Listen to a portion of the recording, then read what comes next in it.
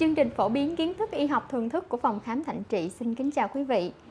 Kính thưa quý vị, bệnh tăng huyết áp là một căn bệnh hết sức nguy hiểm. Nó để lại nhiều biến chứng nặng nề, thậm chí là tử vong. Nó được mệnh danh là kẻ giết người thầm lặng. Trong loạt bài về bệnh tăng huyết áp ở phần 1 và phần 2, chúng tôi đã trình bày những khái niệm huyết áp là gì, phân độ tăng huyết áp, nguyên nhân và các triệu chứng. Ở phần 3 này, xin kính mời quý vị cùng lắng nghe bác sĩ Nguyễn Duy Hải, nguyên là bác sĩ điều trị Bệnh viện Đa khoa tỉnh Kiên Giang, trình bày tiếp những biến chứng nặng nề của tăng huyết áp. Mời quý vị cùng theo dõi. Xin kính chào quý vị. Như quý vị đã nghe phần giới thiệu của dược sĩ Ngọc Quyên, thì trong cái loạt bài về bệnh tăng huyết áp ở phần 1 và 2 chúng tôi đã trình bày với quý vị hiểu thế nào là huyết áp, phân độ huyết áp cũng như là nguyên nhân và cái triệu chứng của bệnh. Trong cái phần 3 này chúng tôi sẽ trình bày với quý vị về các cái biến chứng của bệnh tăng huyết áp gây ra, hay còn gọi là các cái tác hại do bệnh tăng huyết áp gây ra cho cơ thể chúng ta là gì, để chúng ta có một cái hiểu biết khái quát về căn bệnh nguy hiểm này. Trước khi đi vào chủ đề chính thì chúng tôi cũng xin nói lại là mục đích của phòng khám Thạnh Trị chúng tôi là truyền bá những cái kiến thức y học thường thức cho cộng đồng, nên chỉ mang tính khái quát và dễ hiểu nhất, chứ không phải là những cái kiến thức chuyên sâu, nên chắc chắn rằng nó sẽ còn rất là nhiều hạn chế về cái lượng kiến thức trong cái lúc truyền tải. Mong quý vị đồng nghiệp lượng thứ và góp ý để phòng khám chúng tôi ngày càng hoàn thiện hơn. Nếu quý vị khán giả mà có nhu cầu về các cái kiến thức chuyên sâu thì chúng tôi sẽ trình bày để hầu quý vị trong những cái chương trình đặc biệt khác, mong quý vị đón xem. Thì các cái biến chứng của bệnh tăng huyết áp như quý vị biết thì tăng huyết áp là một cái trạng thái tăng áp lực một cách lâu dài mãn tính ở trong thành của động mạch, cho nên là nó xảy ra rất là nhiều cái biến chứng gọi là những cái tổn thương cơ quan đích. Thì chúng tôi sẽ trình bày lần lượt để quý vị hiểu những cái cơ quan nào chịu tác động trực tiếp đến sức khỏe chúng ta do cái bệnh tăng huyết áp này gây ra. Thì như quý vị đã biết khi mà cái áp lực ở trong thành động mạch nó tăng liên tục như vậy thì cái tác hại trực tiếp nhất là tới mạch máu. Cho nên là cái biến chứng mà chúng tôi đề cập đầu tiên ở đây là các cái biến chứng về tổn thương tại mạch máu do tăng huyết áp gây ra. Thì tăng huyết áp lâu ngày đó, cái áp lực mà nó tác động vào thành động mạch nó sẽ liên tục. Vì vậy mà nó làm hư cái lớp nội mạc của mạch máu, làm cho các cái phân tử cholesterol có cái trọng lượng phân tử thấp tức là DLD, dễ dàng từ cái lòng mạch máu mà nó tác động vào cái thành động mạch.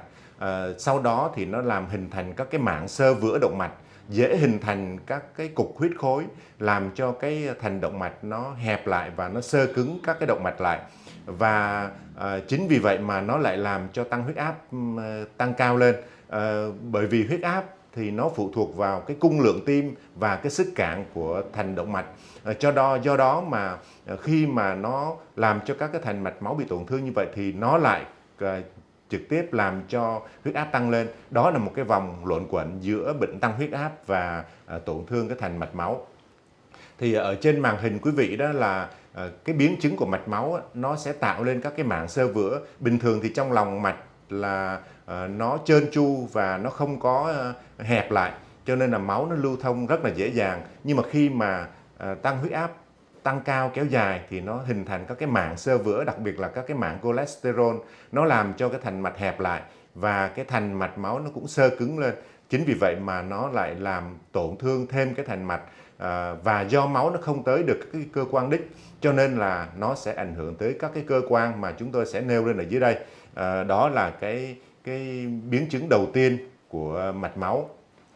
Các cái biến chứng của mạch máu lớn thì nó gồm có các cái trường hợp như là nó gây hẹp động mạch cảnh. Thì hẹp động mạch cảnh như quý vị biết đó là ở hai bên cổ chúng ta có cái hệ thống động mạch cảnh trong và động mạch cảnh ngoài để nó nuôi cái não bộ của chúng ta. Và khi mà nó bị hẹp như vậy đó thì nó làm cho thiếu máu não, hoặc là nhồi máu não. Thì cái hẹp động mạch cảnh này nó là một cái biến chứng, nó chiếm khoảng 15% trên tổng số các cái ca đột quỵ. Cái biến chứng của hẹp động mạch ngoại biên tức là nó có thể gây ra hoại tử quý vị, do các cái mạch máu ở ngoại biên, ở xa nơi các cái hệ thống mạch máu chính, nó làm cho máu không lưu thông tới các cái cơ quan được, và nó làm cho hoại tử, là một cái biến chứng cũng rất là nặng nề. Ngoài ra thì nó còn có các cái biến chứng nguy hiểm hơn nữa, là nó tổn thương tại hệ thống động mạch chủ. Thì cái tổn thương hay gặp nhất là nó phồng bóc tách cái động mạch chủ. Nó gặp ở những cái bệnh nhân mà lớn tuổi và không có được kiểm soát huyết áp tốt. Nó có thể gây những cái tai biến trầm trọng, thậm chí là tử vong nếu mà nó vỡ các cái chỗ phồng động mạch này ra. Ngoài ra nó còn có các cái phồng động mạch chủ bụng, cũng là một cái biến chứng hết sức nặng nề quý vị. Thì ở trên màn hình quý vị đó thì thấy là bình thường thì cái mạch máu của chúng ta nó trơn tru và nó nhỏ dần ra ngoại vi, nhưng mà khi mà cái áp lực mà ở trong lòng động mạch cao do cái bệnh tăng huyết áp gây ra thì lâu ngày những cái chỗ nào mà thành mạch nó yếu thì nó phình lên. Quý vị hình dung ra là khi mà chúng ta bơm cái ruột xe quý vị, mà chúng ta bơm căng quá thì những cái chỗ nào mà cái ruột xe nó yếu thì nó phình ra, và nếu mà chúng ta cứ tiếp tục bơm, cái áp suất nó tăng cao lên thì nó có thể vỡ ra bất cứ lúc nào. Thì một trong những cái hệ quả của việc mà phình động mạch chủ này, nó có thể vỡ ra và nó gây ra những cái biến chứng rất là nặng nề, thậm chí là tử vong quý vị. Trên hình quý vị là cái mô phỏng cái tình trạng mà nó bị tắc cái động mạch cảnh hai bên đó quý vị, hai bên cổ chúng ta. Thì chúng ta thấy là nó có hệ thống động mạch cảnh, gồm có động mạch cảnh trong và động mạch cảnh ngoài để đưa máu lên não. Thì khi mà nó bị hẹp như vậy đó thì nó làm cho thiếu máu não, có thể gây ra nhồi máu não toàn phần hoặc từng vùng, và nhẹ hơn thì nó có thể gây ra những cái cơn thiếu máu thoáng qua. Đây là một cái biến chứng cũng rất là nặng nề quý vị. Còn tắc động mạch ngoại biên nữa, thì như quý vị trên màn hình quý vị thấy là những cái động mạch ở sâu ở dưới chi chẳng hạn, nó làm cho tắc nghẽn lại và máu nó không lưu thông được, thì nó giảm cái lưu lượng tuần hoàn máu. Nhẹ thì nó gây tê bì, chuột rút, nó nhức các cái bắp cơ, rất là dễ phân biệt quý vị. Những cái trường hợp mà nó bị tắc động mạch ngoại biên này thì nó nhức, nhưng mà thường là nhức ở cơ nhiều quý vị, chứ không nhức như là nhức xương khớp. Và nó nhức khi mà chúng ta đi lại thì nó nhức tăng cao lên, mà nằm nghỉ ngơi thì nó giảm xuống. Thì trường hợp này chúng ta cũng rất là dễ dàng chẩn đoán bằng các cái triệu chứng lâm sàng, cũng như là chúng ta có thể siêu âm để mà tìm ra những cái nơi tắc hẹp quý vị. Thì ở phòng khám Thạnh Trị chúng tôi cũng có những cái máy siêu âm mạch máu này, chúng ta cũng dễ dàng để mà tầm soát được những cái biến chứng do tắc cái mạch máu ngoại biên. Cái biến chứng thứ hai là cái biến chứng tại não quý vị. Thì một trong những cái biến chứng nguy hiểm là nó gây xuất huyết não, thì nó chiếm khoảng 13% trong tổng số những cái ca đột quỵ.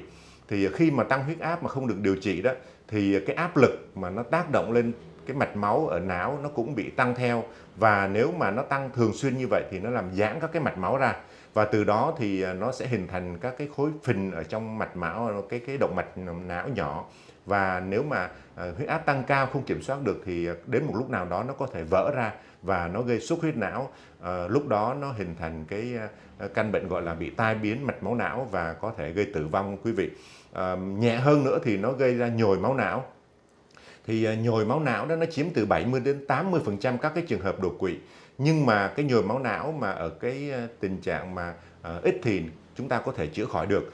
Trong khi những cái bệnh nhân mà bị xuất huyết não thì thường là dễ tử vong hoặc là bị tàn phế quý vị. Cái nhồi máu não và đột quỵ này nó xảy ra do cái thiếu cái sự cung cấp máu lên não. Nó khác với xuất huyết não thì nó lại bắt nguồn từ cái tình trạng chảy máu não do vỡ các cái động mạch ở trong não ra. Đột quỵ nhồi máu não là một cái quá trình mà động mạch não bị hẹp lại, hoặc là tắc nghẽn khiến cái lưu lượng tuần hoàn tại cái vùng não mà có cái động mạch đó chi phối đó thì nó sẽ không được cung cấp oxy, thì nó có thể gây hoại tử.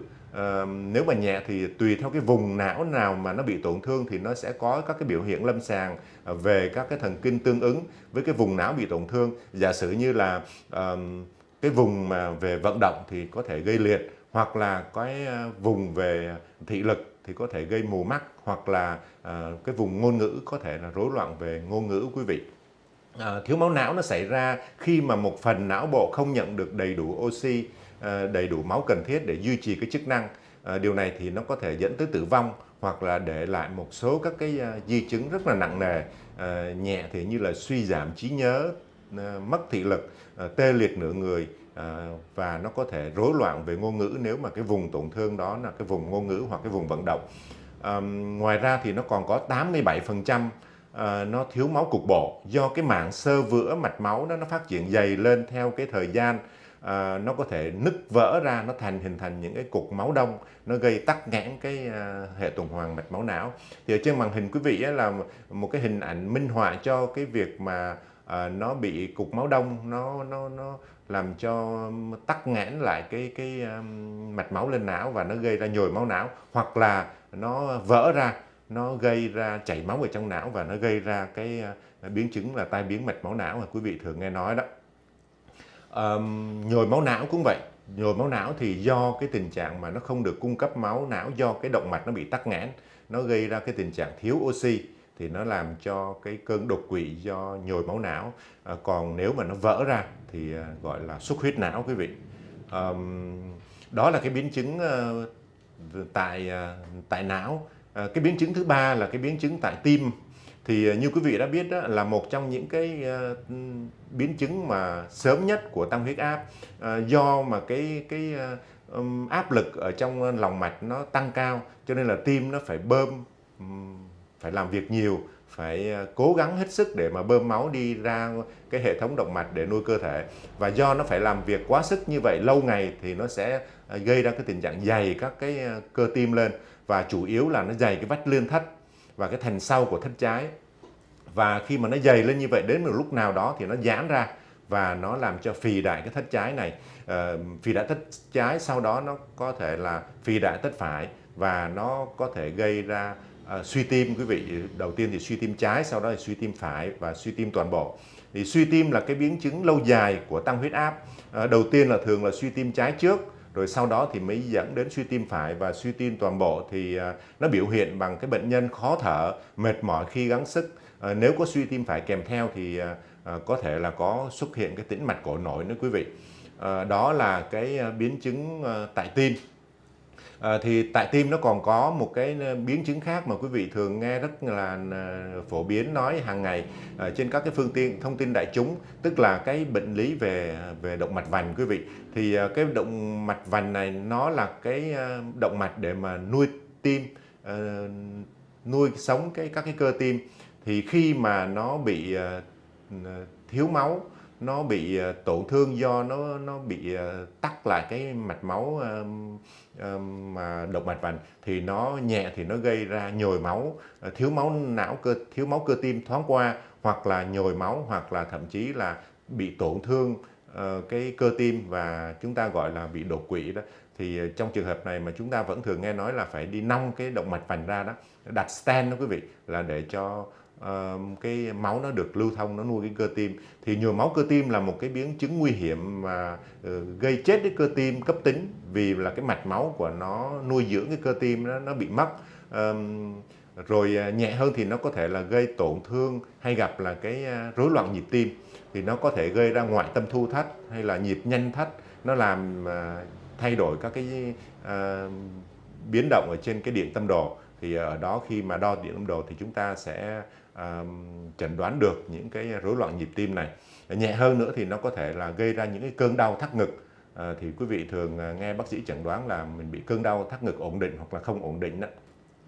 Thì trên hình ảnh quý vị thấy ở trên màn hình đó là cái động mạch vành, là cái động mạch mà để nuôi cơ tim. Thì khi mà nó cái thiết đồ cắt ngang của cái mạch máu của động mạch vành nó bị tắc nghẽn như vậy, thì nó làm cho máu không có nuôi được cơ tim và nó gây ra hoại tử cơ tim. Thì đây là một cái biến chứng hết sức nặng nề, nếu mà chúng ta không can thiệp kịp thời thì bệnh nhân có thể gây tử vong. Và bây giờ thì khi mà chúng ta đến bệnh viện kịp thời thì lúc đó các cái bác sĩ người ta sẽ tiến hành nong cái động mạch đó ra thì có thể cứu sống được bệnh nhân. Ngoài ra thì cái biến chứng thứ tư là biến chứng tại mắt quý vị. Thì khi mà áp lực ở trong lòng động mạch nó tăng cao lên thì nó tăng toàn bộ các cái hệ thống động mạch, trong đó nó có cái động mạch ở đáy mắt. Thì khi mà huyết áp tăng cao như vậy thì để lâu dài nó sẽ tổn thương ở cái đáy mắt, và người ta dùng cái đèn soi đáy mắt ở phòng khám chúng tôi có soi cái đáy mắt thì sẽ thấy được những cái tổn thương nó ở nhiều cái giai đoạn khác nhau. Nhẹ thì nó sung huyết các cái võng mạc, phù gai thị, và nặng hơn thì có thể dẫn đến mù lòa. Đó là cái biến chứng cũng hết sức là nguy hiểm. Cái biến chứng thứ 5 là cái biến chứng tại thận.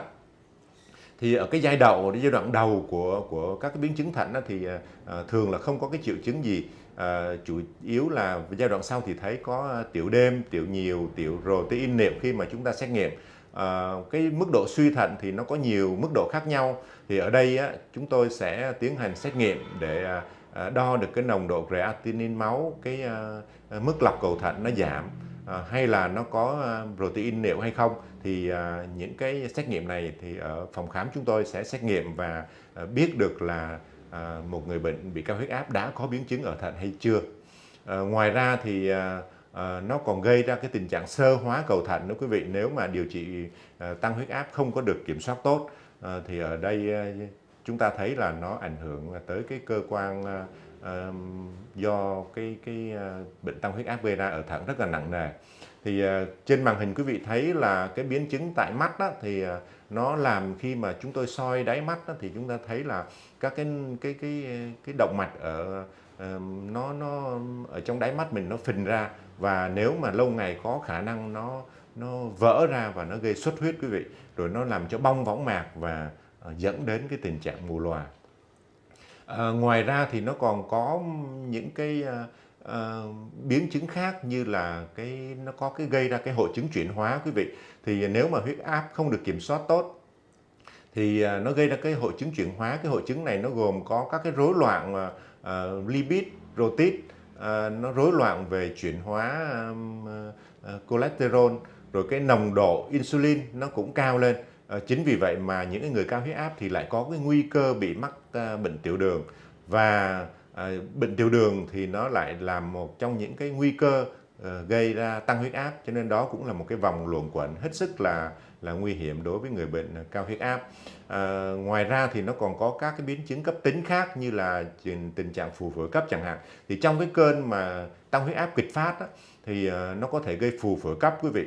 Thì tự nhiên ở lâm sàng thì người bệnh thấy là khó thở đột ngột, tím tái, là có thể là trào cái bọt hồng qua miệng, cái màu hồng đó chính là máu đó quý vị.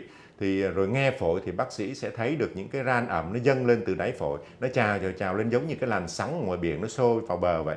Rồi khi mà chúng tôi chụp X-quang thì sẽ thấy cái hình mờ, cái hình cánh bướm, và trong trường hợp này thì phải điều trị tích cực, cấp cứu nhanh để hạ huyết áp xuống thì mới có thể cứu được người bệnh. Ngoài ra thì ở phòng khám chúng tôi cũng hay gặp những cái trường hợp mà chảy máu mũi do tăng huyết áp quý vị.